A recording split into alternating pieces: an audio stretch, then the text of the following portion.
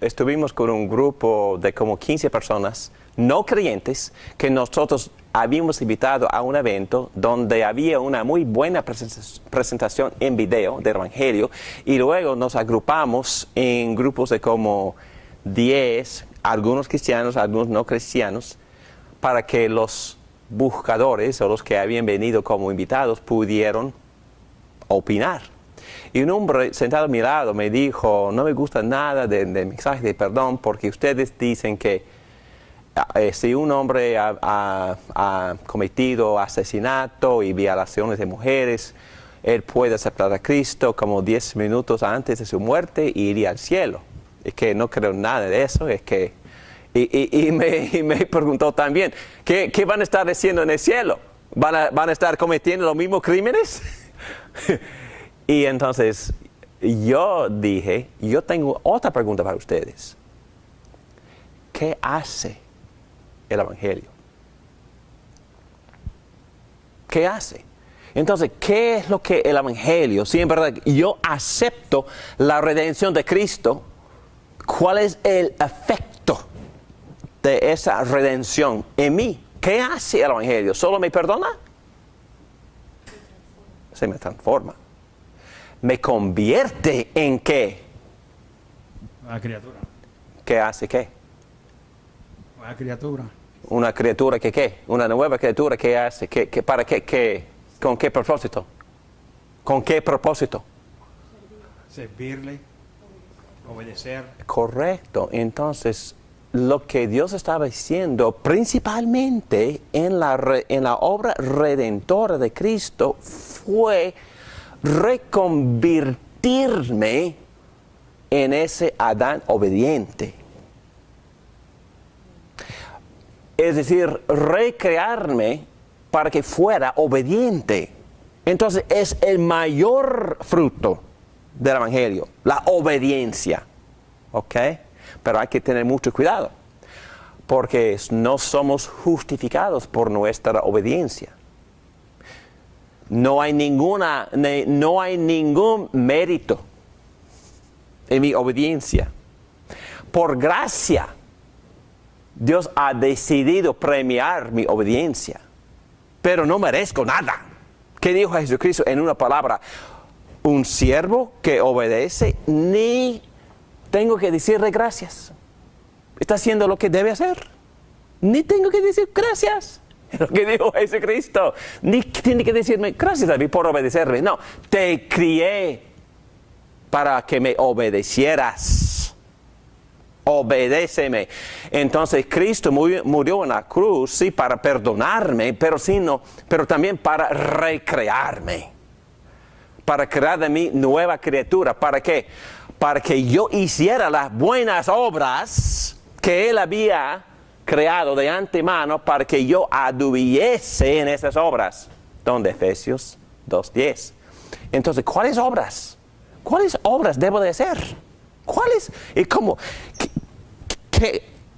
Ayúdame, por favor, ¿qué hago? ¿Cuáles obras? Todas las que Dios me ha enseñado en este libro. Las obras de obediencia a la ley moral de Dios. Esas obras. Y ninguna otras. Solo estas obras. Las obras que son definidas específicamente y ampliamente en los 10 mandamientos. Y claro que sí, son 2 resúmenes. Amar a Dios y amar al hombre. Pero los 10 me enseñan cómo amar a Dios y cómo amar al hombre. Y Pablo también, si lee cuidadosamente sus cartas. Todas sus cartas tienen 2 divisiones. División número 1, Cristología. ¿Quiénes somos en Cristo? ¿Quiénes somos compartiendo en unión con Cristo esta gran redención de Cristo? Ok, primera parte, pura teología, pura cristología, pura doctrina de la redención. Colosenses, 2 capítulos de cristología. Efesios, 3 capítulos de cristología. Y luego Pablo dice, por lo tanto, vivan una vida que es digna de un llamado. Y luego, ¿qué hace? Toma prácticamente todos los 10 mandamientos y empieza a exponerlos para ayudarme a entender cómo Dios quiere que yo puedo vivir sin cometer adulterio. Habla con profundidades acerca de cómo Él quiere que cuide mi cuerpo y mantener santo mi cuerpo, porque no me pertenece a mí, porque es de que lo compró por su sangre, pertenece a mi amo, a mi jefe, a mi redentor, a mi creador, a mi salvador. Mi cuerpo pertenece a Jesucristo. Ok.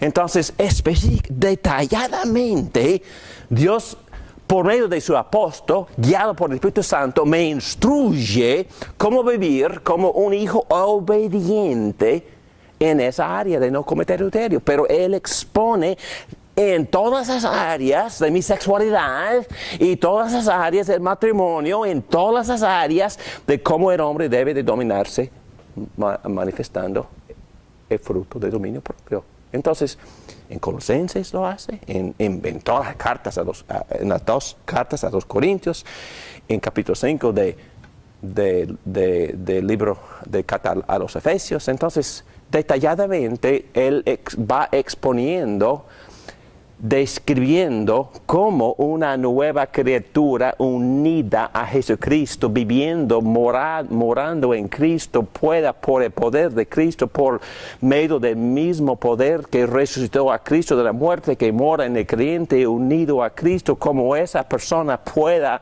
vivir obediente. Ese propósito. Yo glorifico a Dios por mi obediencia. Pero también glorifico a Dios no solo por mi obediencia, sino por mi puro gozo en estar en relación con Él. Por eso el refrán. ¿Cuál es el fin del hombre? Glorificar a Dios y gozarme de Él eternamente. ¿Ok? No, digo, y Pablo, ¿sabes lo que? Bueno, ya les di muchos textos, pero Pablo también me gusta cuando dice, hay que entender un poco de griego, porque en el griego no tenemos preposiciones entre la palabra obediencia y fe. Entonces, son varios genitivos en la gramática. Genitivos es un caso. Tenemos caso posesivo, tenemos caso genitivo, tenemos caso de acusativo. ¿Okay? Entonces, acusativo recibe acción, subjetivo da acción. Pero en griego hay que discernir por el contexto. Y yo leo solo un texto en Romanos para mostrar, para darles un ejemplo de lo que estoy diciendo. En Romanos 1, Pablo empieza en capítulo 1 diciendo, por medio de Cristo, en honor a su nombre, recibimos el don apostólico para persuadir a todas las naciones que obedezcan a la fe. Ok. En griego tenemos 2 palabras. Obediencia y fe. Pero para entender lo que el apóstol Pablo está diciendo, hay que discernir. Pablo está diciendo que Dios me ha llamado a una obediencia que produce la fe. O Pablo está diciendo que obedecer por fe es el mandato. Entonces, cuando el evangelio se predica, yo obedezco el evangelio por creer en Cristo. Bueno, es obvio que este comité de traductores decidió traducir esa frase por decir que Pablo está diciendo que cuando uno escucha el evangelio, tiene que obedecer. ¿Y cómo es que obedecemos el evangelio? Bueno, creo en Cristo. Pero también es legítimo traducir esta misma frase como Pablo estaba diciendo que nosotros predicamos el evangelio como apóstoles para persuadir a todas las naciones a que obedezcan, y esa obediencia procede de la fe. ¿Me entienden? Entonces en el mundo cristiano, entre aquí en los hermanos en Cristo, tenemos que hablar muy cuidadosamente de esas cosas, porque hay obediencia externa, hay obediencia que se llama conformidad, que Dios no acepta. ¿Me entienden? ¿Qué tipo de obediencia acepta Dios? Sin fe es imposible agradar a Dios. La única obediencia que Dios acepta es la obediencia que procede de un corazón entregado, consagrado a Dios, o en otras palabras, obediencia que procede de la fe en Cristo. ¿Me entiende? Estoy muy fuera del tema, pero parte de la definición de buena obra es obra que se produce o que procede de fe en Cristo. O es decir, obra que Cristo mismo produce y actúa a través de mí. Porque otra obra Dios no acepta, porque viene de otro lado, viene de un corazón contaminado. Y la obra que Dios acepta es la obra de conformidad exterior, pero también es el corazón contrito, el corazón humilde, el corazón entregado, el corazón que está confiando en Cristo y que Cristo está produciendo. Y Dios está mirando el corazón. ¿Para qué está haciendo esto, David?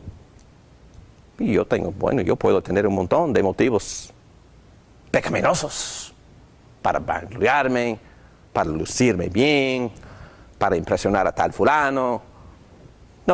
Entonces, pero la obra que Dios acepta es la obra que procede de la fe. ¿La fe en qué? En Cristo. En otras palabras, es la obra que Cristo produce a través de mí. ¿Me explico? Ok, muy bien. Vamos a ir a la última pregunta y concluimos esa sección. La última requiere también un curso completo, pero voy a tocarlo. Un momentito. En el momento de creer, solamente creer Uh-huh.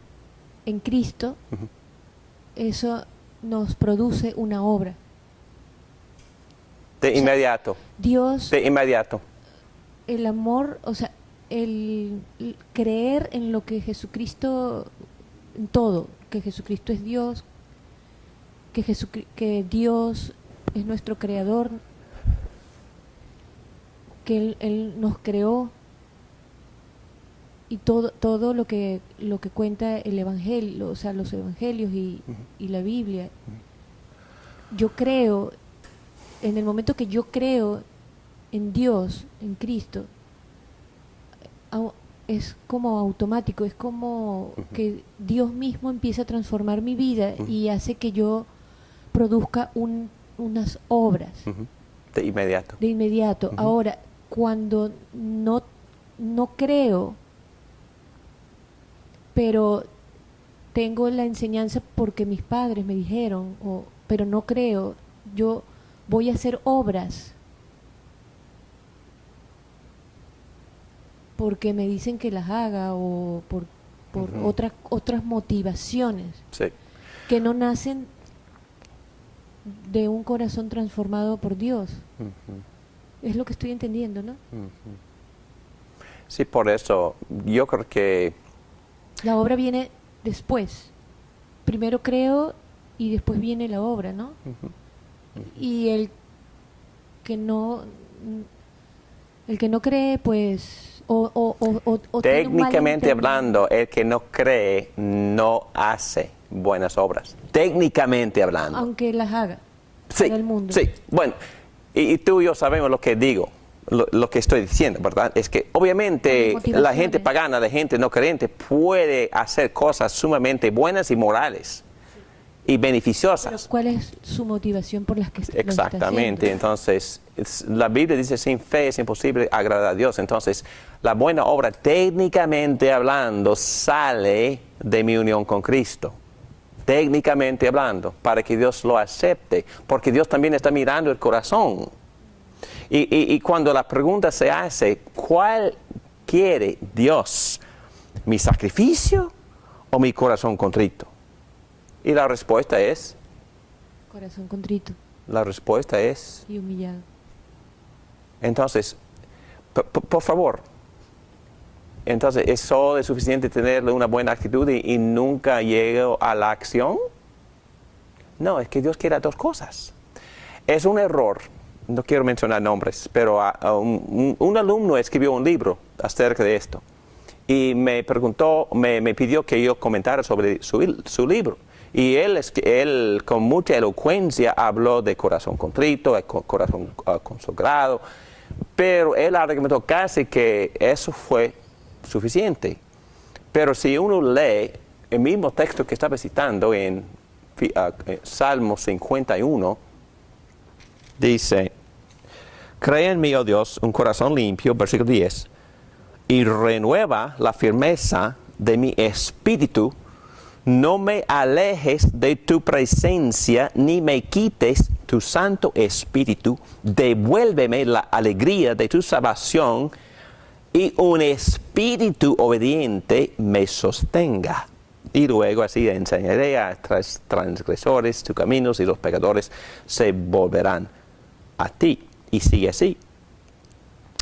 Entonces, si uno no sigue con el Salmo, y otros salmos que dicen que lo que Dios quiere es corazón humilde y contrito, uno podría concluir que la disposición del corazón es lo único que sea suficiente.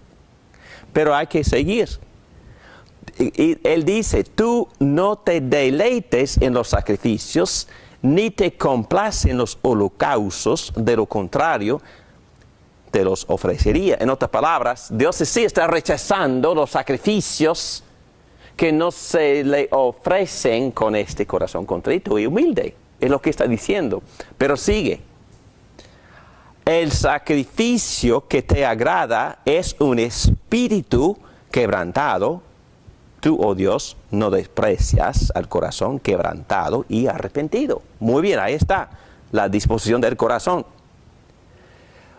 Pero sigue, en tu buena voluntad haz que prospere Sión, levanta los muros de Jerusalén, entonces te agradan los sacrificios de justicia, los holocaustos del todo quemados, y sobre tu altar se ofrecerán becerros. Entonces, ¿qué es lo que Dios quiere? ¿Corazón o sacrificio físico? Y la respuesta es sí, las dos cosas. ¿Quiere mi obediencia? Él no, perdón por este ejemplo tan crudo, pero Dios no se satisface solo con mi actitud de cariño hacia mi esposa. Quiere también actos. Sí. Y como Santiago argumenta, si vemos a nuestro hermano sufriendo de hambre y solo le diga, oh, bueno, que Dios le bendiga. ¿Qué es eso? Tiene compasión. Yo veo a un muchacho ahogándose en el río. Me siento por él, está muriendo. Pero no hago nada. Que Dios te ayude. No, es que es tontería. Dios quiere dos cosas. Quiere que tengamos un corazón compasivo, creado por Él, basado en nuestra respuesta a su gracia, motivado por la gracia, energizado por la gracia. El empoderamiento. Exacto, el empoderamiento para poder hacerlo, exactamente. Entonces, este salmo no pudiera ser más claro. Es el arrepentimiento de David, pero empieza en el corazón, por supuesto, y a veces, como C.S. Lewis argumenta, a veces el corazón se pone tan duro que a veces tenemos que estimular el corazón por actuar primero. ¿Me entienden? A veces cuando hago cosas bondadosas, responde mi corazón. Y mi corazón empieza a amar y sentir cariño para la persona con quien estoy ayudando. aquí en nuestra vida. Entonces eso es, entonces a veces el corazón estimula la acción, a veces la acción estimula el corazón. Pero Dios quiere las dos cosas. Y la obediencia se produce en Cristo y por Cristo. La última, a causa de que Cristo murió por nuestras enfermedades y por nuestros pecados, hay sanidad en la redención. Este comentario requiere un curso completo, porque hay mucho malentendimiento acerca de la sanidad. Y yo leí la parte de Juan Stott en el libro. Él está argumentando que esa frase, por sus heridas son sanados, dice que no está hablando de enfermedades, está hablando de los efectos de la cruz en nuestra condición pecaminosa. Es su argumento. Pero también hay comentarios de Jesús en Mateo, que también hace referencia a ese mismo texto para aplicárselo a las enfermedades físicas. Y bueno, mi comentario es este.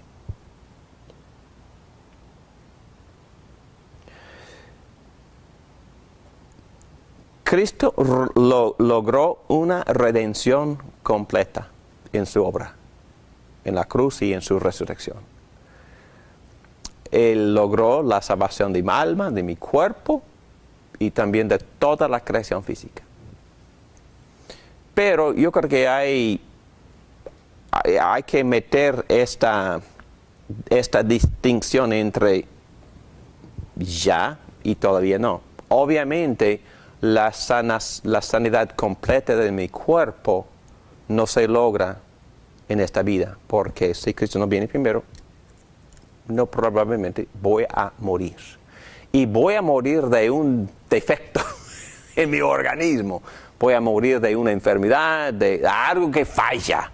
En otras palabras, voy a morirme si no es por un accidente, voy a morir por una enfermedad. Entonces, eso no es decir que no hay sanación en la cruz, porque sabemos que Cristo murió y resucitó para una redención completa, pero Dios aplica una santificación de mi alma progresivamente en esa vida, no completamente, y también yo puedo experimentar los efectos de una vida de sabiduría y también de oraciones por mi salud en esta vida, aunque no con perfección. Tengo que esperar hasta la resurrección de mi cuerpo para experimentar la sanidad perfecta en mi cuerpo. Muy bien. Ahí concluimos la sección un poco larga acerca de este libro de Juan Stott. Oremos, por favor. Gracias, Padre, por esta parte de tu gran redención. Gracias por acordarnos de la necesidad de ser justificados, de ser redimidos, pero también de ser reconciliados. Gracias, Padre, que Cristo en su cruz y resurrección logró todo esto para nosotros. Gracias. En el nombre de Cristo damos gracias. Amén.